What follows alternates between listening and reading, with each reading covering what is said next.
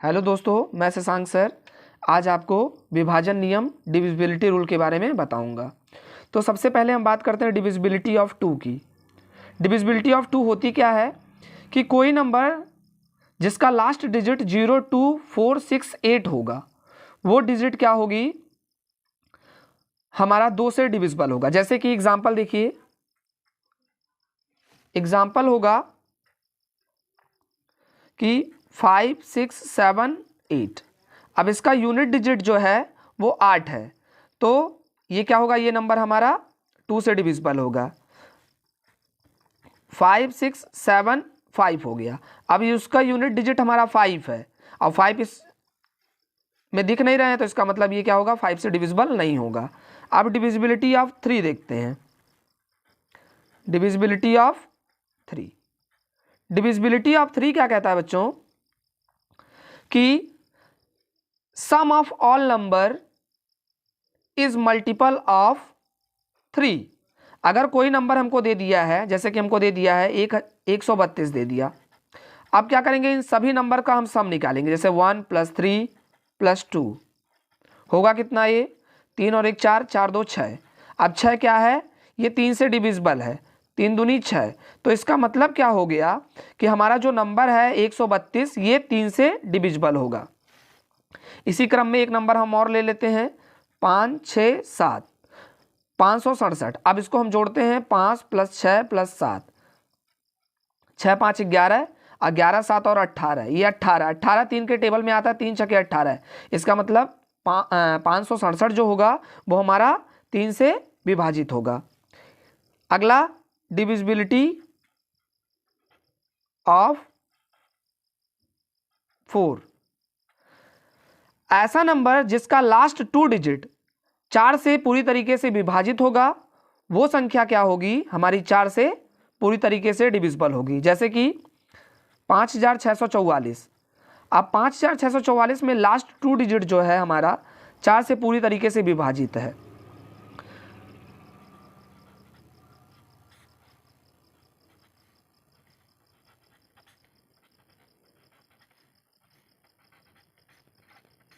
तो हमारा यहाँ पे देखेंगे कि जो 44 है वो 4 से पूरी तरीके से विभाजित है।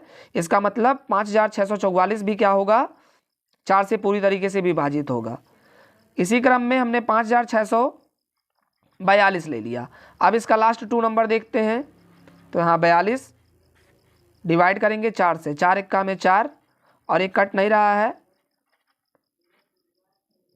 तो ये हमारा क्या होगा, जो 42 है ये 4 से पूरी तरीके से विभाजित नहीं है। इसका मतलब ये जो हमारा संख्या है 5642 ये 4 से विभाजित नहीं होगी। इसी को आगे क्रम में देखते हैं हम लोग, डिविजिबिलिटी ऑफ 5। डिविजिबिलिटी ऑफ 5 क्या होता है दोस्तों, ऐसी संख्या जिसका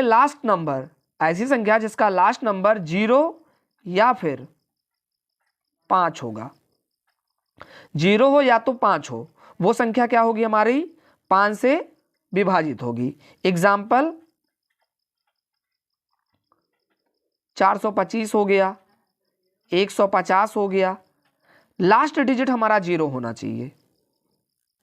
डिविजिबिलिटी रूल 6, डिविजिबिलिटी रूल 6 क्या कहता है कि यदि कोई संख्या हमारी 2 या फिर 3 से डिविजिबल है तो वो संख्या हमारा 6 से भी विभाजित होगा। अगर कोई संख्या 2 या फिर 3 से, दोनों से पूरी तरीके से विभाजित है, तो वो संख्या 6 से भी विभाजित होगा। एग्जाम्पल देखिए, जैसे हमने कोई ले लिया 132 ले लिया। अब 132 में आप जानते हैं कि जिसका लास्ट डिजिट 0, 2, 4, 6, 8 होता है, वो संख्या क्या होती है, 2 से डिविजिबल होती है। तो हमको ये लास्ट अंक यहाँ पे 2 है, इसका मतलब 132 हमारा 2 से विभाजित है। अब हम देखते हैं कि क्या हमारा 132 जो है वो 3 से विभाजित है। तो हम इसको भी आपको बताए हैं कि जब हम संख्याओं को जोड़ेंगे तो वो 3 का गुणज होना चाहिए। तो हम 132 को जोड़ते हैं, 1 + 3 + 2 जो कि आएगा 6, और 6 क्या है हमारा 3 से विभाजित है, 3 दूनी 6। तो इसका मतलब क्या हो गया कि हमारी जो संख्या है 132 ये 3 से और 2 दोनों से विभाजित है। इसका मतलब 132 हमारा 6 से भी विभाजित होगा। अब हम आते हैं डिविजिबिलिटी ऑफ 7 देखते हैं। डिविजिबिलिटी ऑफ 7 क्या होता है बच्चों, अगर हमारा कोई नंबर, जैसे कोई नंबर हमको दिया है तो उसके लास्ट डिजिट का हम 2 टाइम्स करेंगे। इसका मतलब 2 टाइम्स मतलब उसमें 2 से गुणा कर देंगे। तो 4 में हमने 2 से गुणा किया तो ये आ गया हमारा 8। अब ये जो 8 आया है, इस बचे हुए नंबर में से इसको क्या कर देना है, घटा देना है। तो 71 माइनस 8 करेंगे तो 71 में से जब आप 8 घटाएंगे तो हमारा आ जाएगा 63। अब ये देखना कि क्या ये जो 63 आया है ये 7 से पूरी तरीके से विभाजित है। तो यहाँ देखते हैं 7 9 63, इसका मतलब ये, हाँ ये पूरी तरीके से विभाजित है। इसका मतलब जो 714 होगा ये 7 से विभाजित होगा। इसी क्रम में हम डिविजिबिलिटी ऑफ 8 देखते हैं। डिविजिबिलिटी ऑफ 8 क्या कहता है कि अगर किसी भी दी गई संख्या का लास्ट तीन अंक मतलब 1 2 3, ये तीनों अंक अगर हमारा 8 से विभाजित है तो हमारी जो पूरी संख्या है वो 8 से विभाजित होगी। तो आइए देखते हैं, 4 8 8 डिवाइड करिए 8 से, 8 छक्के 48